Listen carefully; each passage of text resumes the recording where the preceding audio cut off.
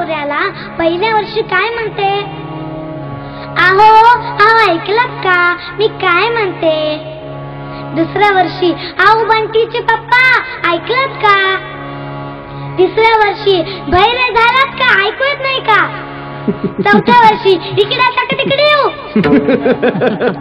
पाचव्या वर्षी कान डोळे फुटल्या मेल्याचे माणूस कुठं खपला विनोद संपला. विठ्ठल विठ्ठल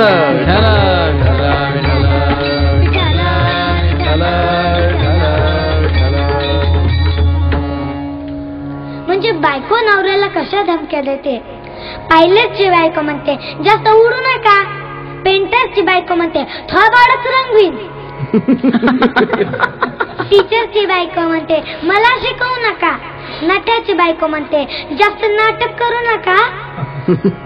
वीज कर्मचाऱ्याची बायको म्हणते माहितीत किती दिवे लावले. दंतवैद्याची बायको म्हणते दात तोडून हातात देईन. वकिलाची बायको म्हणते थांबा तुमचा निकालच लावते. विठ्ठल विठ्ठल विठ्ठल.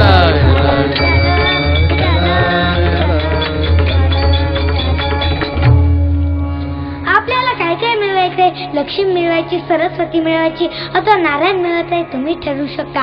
भागवतामध्ये नाथ महाराज सांगतात धन अर्जावयानेक उपाय करती लोक नाना क्लेश भोगुनी दुःख द्रव्य देख साचिती.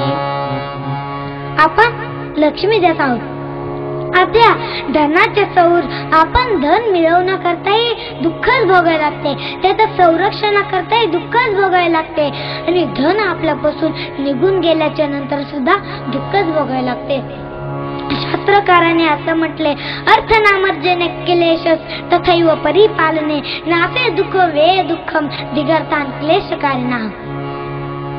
या धनाच्या पाठीमागे 15 अनर्थ आहेत.